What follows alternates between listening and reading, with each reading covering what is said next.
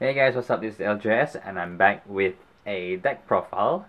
This time is a deck profile of the Kagero Seal Dragon Georgette with the support of the new Fighters Collection Seal Dragon Break Ride. So yeah, Seal Dragon is the Kagero sub-clan. Even though Kagero is a meta-clan, but somehow its sub-clan it didn't really get that much support. So unlike a lot of other clans like Liberators and all that. So yeah, you finally got a break ride, Seal Dragon break ride, and a special promo new boss of the Seal Dragon compared to his old boss, which is Blockade. So so Seal Dragons is slightly different from regular Kagero in the sense that Kagero burns and retires unit, but Seal Dragons, based on their lore and the story, they are magical dragons that use magic, cursed magic, to do things. So their magic essentially curses your opponent's rear guards and essentially turns them into grade 2s. So they specialize in retiring your rear guards, and then your opponent has to search the deck and hopefully find for a grade 2 and replace that card. So essentially they magically become grade 2 or they die. So yeah, anyways, with that little introduction of Seal Dragon out of the way, let's get to the deck. So for the starters, we run the Seal Dragon starter. So this is the only starter to run with this deck. I mean, other starters, well, they're not really that useful with this deck because this is a Seal Dragon deck. So we have Seal Dragon Weathercloth. So and for grade 3s, I run 3 Seal Dragon Georgette. She is the, he or she, I'm not sure. She is the unlocker, as well as she also has give pressure by gaining criticals and some power based on the number of your opponent's grade 2. So yeah, Seal Dragon also revolves around your opponent's grade 2. So they really focus on, yeah, screwing your opponent's field up with grade 2s. Next, I run the 4 Seal Dragon Break Rides from the Fighters Collection, so the newest cards. This guy really helps his deck run a lot better, so yeah. And next, I run 1 Hellfire Seal Dragon Blockade Inferno. Yes, so very long name. As a sort of finisher or a backup ride to Georgette. And for grade 2s, I run 4 of the Seal Dragon 12k attackers, 4 of the Seal Dragon Corduroy, the magic guy. So yep. And finally 4 of the sort of new set 14 Seal Dragon Flame Star Seal Dragon Knight. This is sort of to reduce opponent's guard because he sort of prevents intercepting. Yep. For grade 1, we run the staple 4 perfect guards. No need to explain about that. It's just 4 perfect guards. You run it for because you want it. 4 perfect guards is a must in every deck. And next we run 4 of the 10k attackers for Seal Dragon, followed by 3 of the Seal Dragon Kersey, the card recycler. I call it card recycler, and 2 of the Demonic Dragon Mage Mahoraga. Basically, he gains power when things die, but it's a 5k base. So yeah. And for triggers, I run 1, 2, 3, 4, 5, 6, 7, 8, 9 crits. Yes, it's a strange number, it's 9, but I just run 9 because I feel like adding 1 more crit. So 9, yes. 3 draw triggers. Yep. And finally 4 heal triggers. So with the deck list out of the way, let's get on to the skills. So for the starter skills, Weathercloth, he is one of those magical dragons that I mentioned earlier that sort of retires a opponent's unit and then swaps them for grade 2. So his skill is counter plus 1. Okay, so a special counter plus 1, so a counter plus 1 with a Seal Dragon in his card name, and put this unit into the soul. If you have a Kagero Vanguard, you choose one of your opponent's rear guard, retire it, okay? And then your opponent looks at up to 4 cards from the top of his deck, such as for up to grade 1 grade 2 unit, call it to R and shuffle his deck. So I call this the magical swapping skill, and there's another card that has the same skill as well. So this is one of those skills for Seal Dragon. This is the specialty of Seal Dragon where they retire things and you give opponent chances to call grade 2 out and turn them to grade 2s. And then for why grade 2? Because Steel Dragon makes use of grade 2s. So there's a few skills that specialize in grade 2 stuff, which I'll go over later. So he is really useful in the sense that you can use him to get rid of annoying starters really early on. And although there is a risk that the opponent can select a grade 2 out, but after he sees your boss Georgette, they will think twice about calling grade 2s, because if you see the skill, it says look at up to 4. So your opponent can actually choose to look at 0 cards. And it says call up to 1. So they can also call 0 grade 2s. So they can purposely choose, nope, I'm not going to call in grade 2s because I don't give you advantage. But it's their loss because, you know, they've lost a unit for a cheap counterblast of 1. So for Georgette, her skill is, when this unit attacks the Vanguard, this unit gets 5k for every opponent's grade 2 rearguards until end of battle. If the number of grade 2 rearguards your opponent has is 2 or more, he gains 1 critical. And his second skill is counterblast 1 and unlock 1 card. So this, as I mentioned earlier, your opponent may actually think twice about calling grade 2s up because of her. Because the more grade 2s your opponent have, the more powerful she gets. Because she gains 5k for every grade 2. And typically your opponent will have 2 grade 2s because they have 2 grade 2s in the front row to intercept. So she is ultimately a 21k attacker upon limit break 4. And the thing is, if there's 2 or more, she gets an extra critical. So she is very pressuring when you keep your opponent at 3 damage. So the whole idea of this deck is to hopefully keep your opponent at 3 damage, achieve limit break 4, do your magical stuff and convert things into grade 2, and attack with a powerful Georgette with 2 criticals and pressure your opponent to guard even though they're at 3 damage. So yeah, that's the whole point of her. That's the whole idea of Georgette. So next, the break ride. Hellfire, Steel Dragon, Weathercloth. Oh yeah, and Steel Dragons have a very funny, unique name. All their names are based on pants and cloths. So a funny nickname you can give them is Pants Dragon. Yeah, so you see, Terry Cloth, Weather Cloth. Anyways, his skill is when a Kagero rides this unit, choose your Vanguard, and that until end of turn he gets 10k. And then choose up to 2 of your opponent's rearguards, retire them. And your opponent then looks at 4 cards from the top of his deck, searches for up to 2 grade 2s from among them, and call them to separate R. And then shuffle his or her deck. So this break ride is really good because you actually, number 1, retire 2 units for free. There's no counterblast cost or anything. And then but on the other hand, they have a chance to search for 2 grade 2s from the 4 cards on top of that deck. But the thing is, right, since they only look at 4 cards, the odds are very low that they will actually search for 2 grade 2s. So chances are you actually retire 1 and retire 1 card, and they actually get to have an extra grade 2 on the field. Which is good for Georgette's skill because you want more grade 2s on the field for her skill to go off. So his skill, the break ride skill, allows you to kill 2 and have a chance to get 2 more grade 2s on the field. So if your opponent has 2 grade 2s on the field already, Georgette his skill will allow your opponent to have an additional 2.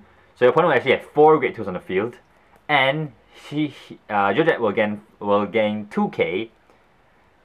Yeah, 2k power, sorry, 20k and an extra crit just for having 4 grade 2s on the opponent's field, which is good. Yeah, and most of the time, whenever you use your magic powers, let's say your opponent has a full field and you want to use your Steel Dragon magic on them, usually what you target is their Vanguard's booster. Because if you target their rearguard booster, they wouldn't mind calling a grade 2 behind their rearguard because they can just kill the front. They can just, for example, let's say they have the grade 2, have a column like this, okay, and then you use your Steel Dragon magic on their booster, boom, and then they have a grade 2, and then they will call grade 2 behind. So what they'll do is they'll just intercept and then bring this forward. So essentially, it's not as effective to retire their rearguard boosters. So most of the time, you retire their Vanguard boosters, so that when they want to call their grade 2s out from the deck from the magic, they may think, should I call it behind the Vanguard, or should I just purposely kill a rearguard booster to call it behind her rearguard? So yeah, in that sense, you make use of it and you make them sort of think and choose and get in their minds. Anyways, so the next grade 3 I run is the Blockade, the previous boss, which is really awesome. I love his art. So his skill is special counterblast 2. Okay, retire all of your opponent's grade 2 rearguards and then his unit gets 10k at the end of turn. So, and his second skill is a cross-right, but I don't run cross-right in this. So he is more of a sort of a finisher or a backup right to Steel Dragon Georgette. So let's just say you break right him, okay, and your opponent will then, let's say, call out 2 grade 2s, and they have 2 grade 2s on the field already. So if you use his skill, you essentially retire 4 rear guards with his skill. You just nuke his whole field, which is really fun. Which is really, really funny.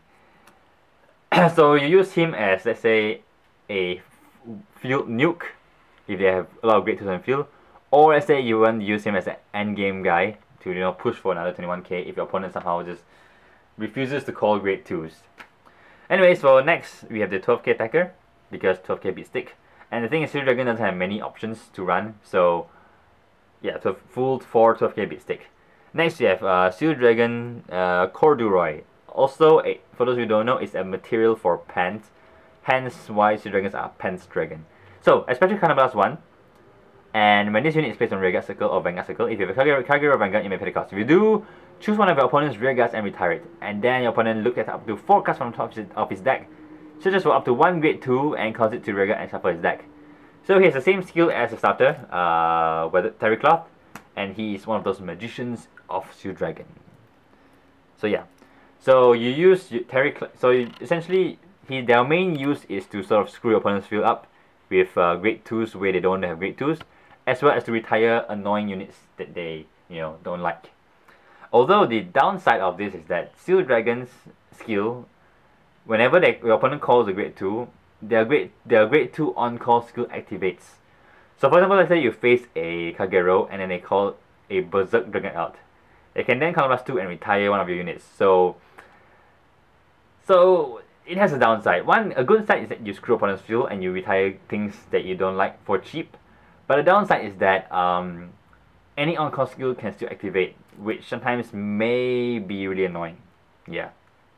So next, run the Flame Star Steel Dragon Knight. So his skill is counterblast 1 if you have Vanguard with Steel Dragon next to name. So this one is specific to Steel Dragons. Your opponent's rearguard cannot intercept until end of turn. And if you notice, it's not a special counterblast. So whenever you use counterblast in his deck, make sure to note whether you need a special counterblast or not. So for his skill, make sure you use non-Steel Dragons to counterblast, so that you can save your Steel Dragons for other cards that use Steel Dragon. So this guy is really useful because it really screws your opponent's plan. So remember early on I mentioned how your opponent, if he has to call grade 2s out, he wouldn't mind calling it behind a grade 2 and then intercept with the grade 2 and then call it forward, move this forward during his turn. But the thing is, if you have this guy on the field, he can't intercept. So he's forced to have a column with 2 grade 2s in it, which is so funny. So yeah, he's basically you screw that field up. And also, he is very useful because if your opponent has 2 interceptors on the field and you use his skill, you essentially remove 10k shield from your opponent. And during the turns where you push with Georgette's skill, you're pushing with, like, say 21k 2 crit, 26k 2 crit, your opponent will have 10k shield less to guard with, which is good because yeah, you can potentially kill them because 10k shield can actually make a big difference. So next, for grade 1 perfect guards, of course we know perfect guards, the 10k attacker for Steel Dragon because there's not many other grade 1 options to run. And then Kersey, well, his skill is when this unit is placed on a rearguard circle, if you have a Kagero Vanguard, you may discard a card from your hand and then you draw a card. Oh wait, no, there's a restriction. Your opponent has a grade 2 Vanguard or rearguard. So when you call him, so as I mentioned, Steel Dragon depends a lot on grade 2s. So his skill only works if your opponent has a grade 2 Vanguard or rearguard. So when you call him out, make sure your opponent has a grade 2 to use his skill. So you drop a card and draw a card. So that's why I call it a card recycler. So that you can just discard useless card you don't need to hopefully get cards you want. And cards you want are your Break Right, Georgette, as well as the Magician to screw your opponent's field up. So the next grade 1 I run is interesting tag choice. This is I just chose him because I think he might be useful. So his skill is that during your main phase, when your opponent's rearguard is put in the drop zone, this unit gains 5k at the end of turn. So so whenever you retire something, he gains 5k and he can potentially become a really big 20k booster for one turn, which is pretty nice, I guess. So yeah, other tech options for grade 1 you can run is the Calamity Tower Dragon. So you can make use of the soul to draw a card. Useful, but I think this is more useful because you'll be you will be retiring a lot in this with this Shield Dragon deck, and it's very useful to get the extra 5k or 15k boost. And also you can also potentially run, what's the other card? The Counterblast Unflipper, because this deck can be Counterblast heavy, so you can run the Soul Blast 2 to unflip 2 damage, which is quite useful as well. Because in this deck you don't really use Soul, and yeah. So essentially, since he's 5k base, normally you do not call him behind him or him, because these two cards are 9k base, and having a 5k booster is really bad because it won't hit numbers. So normally what you do is you call him behind a 12k attacker, so at least you swing for 17, which can still hit 11k Vanguards for nice numbers. And let's just say during that turn, and during the turn you break ride, you retire 2 units. And he gains 10k, so he's a 15k booster for that turn. So yeah, so an ideal sort of setup, ideal sort of break ride turn would be something like this. You have this, you break ride, and then you call him out, count as 1, and you force them to not be able to intercept. And let's say you have a 7k booster behind him, which is important. And let's just say you still have Dim. So break ride already, make your opponent call 2 more regards, 2 more grade 2s. Then use his skill, get another grade 2. So in this turn, you can potentially have your opponent with 5 grade 2 rearguards, and she will swing with an additional, let's say 5k times 5 is 25k. So additional 25k. So if he's on the break right turn, she swings for 36, 46k and 2 crit. Of course, Perfect Guard can get it off. But the key thing is, he will be a 20k booster. So this column attacks for 32k. And if you have a crit, put it all on him and pressure your opponent. So yeah. So Seal Dragons, pretty fun and interesting. Pretty straightforward deck as well. Essentially the whole idea of the deck is to screw your opponent's field with all this magical stuff and ruin their field with grade 2s which they do not want. And as well as pressuring your opponent, let's say trying to keep your opponent at 3 damage and pressuring him with the extra criticals of Georgette. And then maybe potentially finishing off with a full field nuke with Inferno guy, this guy, yes. And also we have very useful cards like this to reduce their